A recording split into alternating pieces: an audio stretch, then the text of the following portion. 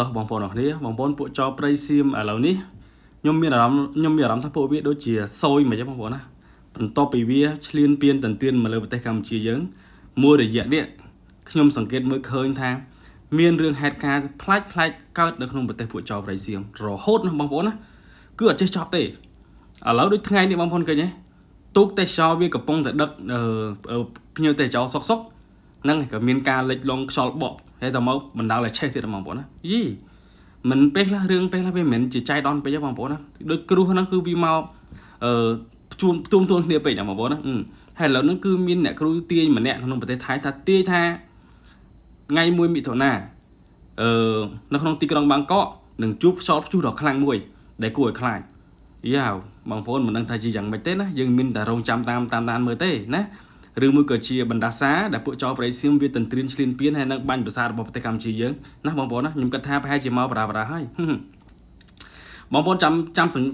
សម្គាល់មើលខ្ញុំថាពួកប្រៃសៀមវាមិនរស់នៅបានក្តីសុខទេបន្ទាប់ពីវាប៉ះប្រាសាទរបស់ប្រទេសកម្ពុជាយើងដែលមានប្រវត្តិយូរលង់មកណាស់មកហើយរាប់ពាន់ឆ្នាំណាបងប្អូនណាមិនលេងសើចទេសិតតែជាបណ្ដាសាដែលពួកវាប៉ះណាបងប្អូនណាចឹងខ្ញុំគិតថាប្រទេសថៃវានឹងនៅគឺមិនបានសេចក្តីសុខទេនឹងមានរឿងហេតុការណ៍ប្លែកច្រើនទៀតដល់បងប្អូនចាំមើលខ្ញុំនិយាយមែនទេហើយសេដ្ឋកិច្ចប្រទេសថៃនឹងចាប់ផ្ដើមដួលនឹងចាប់ដើមដាំក្បាលចុះក្រោមរហូតបន្ទាប់ពីពួកវានៅតែមានមហិច្ឆតាក្នុងការឈ្លានពានប្រទេសកម្ពុជាដោយខុសច្បាប់ដោយបណ្ដាប្រទេសផ្សេងៗគេមិនទទួលស្គាល់ហ្មងមុនដូចជាការខុសច្បាប់ដែលពួកវាតែប្រមាណអ្នកវានៅក្នុងប្រទេសនេះវាចង់ថាវានឹងព្រមទទួលយកថាអ្វីនេះគឺជារបស់ពួកវាដែលពួកវាបាត់បង់តាំងប្រមាណឆ្នាំពីមុនមកណាបងប្អូនណានេះគឺជាសម្ដីរបស់ពួកវានិយាយគឺជាពាក្យកុហកគ្រាន់តែជាការស្រមើស្រមៃទេបងប្អូនដោយប្រទេសកម្ពុជាយើងក៏មានផែនទីតម្កល់នៅប្រទេសបារាំងដែលបារាំងគេអ្នករៀបចំគេអ្នកទុកដាក់ឲ្យប្រទេសកម្ពុជាហើយប្រទេសកម្ពុជាយើងជាប្រទេសដែលស្របច្បាប់ណាបងប្អូនដែលប្រជាពលរដ្ឋខ្មែរយើង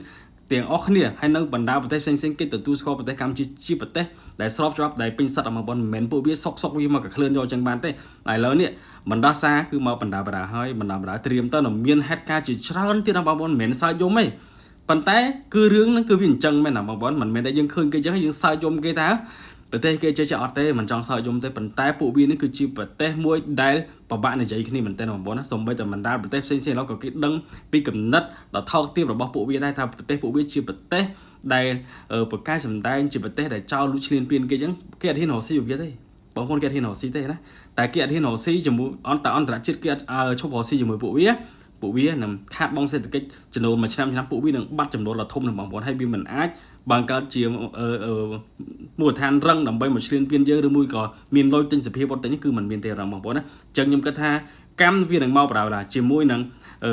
បណ្ដាសាដែលពួកវាឈ្លានពានមកលើយើងវានឹងមានហេតុការណ៍ផ្សេងកើតក្នុងប្រទេសពួកវាខ្ញុំគិតថាប្រទេសពួកវាមិនចប់ទេបងប្អូនចាំមើលទៅណានេះគ្រាន់ជាការគិតរបស់ខ្ញុំតែថ្ងៃនេះគឺមានមកប្រើរហូតដល់បងប្អូនមិនចប់ទេអញ្ចឹងបងប្អូនជួយ share វីដេអូនេះហងដើម្បីឲ្យបណ្ដាប្រទេសផ្សេងបានឃើញថាឥឡូវនេះប្រទេសថៃគឺកំពុងតែវឹកវរខ្លាំងហើយសេដ្ឋកិច្ចក៏វឹកវរការរស់នៅក៏យ៉ាប់ឥឡូវហ្នឹងគ្រោះធម្មជាតិប្លែកគឺមករហូតបងប្អូនមិនកើតទេអញ្ចឹងភ្ញៀវទេសចរទៅលេងនៅប្រទេសពួកចោប្រៃសៀមត្រូវតែមានការប្រុងប្រយ័ត្នបើមិនកើតទេគឺត្រឡប់មកប្រទេសកម្ពុជាគឺជាប្រទេសដែលស្រស់ស្អាតដែលស្វាគមន៍ភ្ញៀវបរទេសជានិច្ចបងប្អូនណាអរគុណច្រើន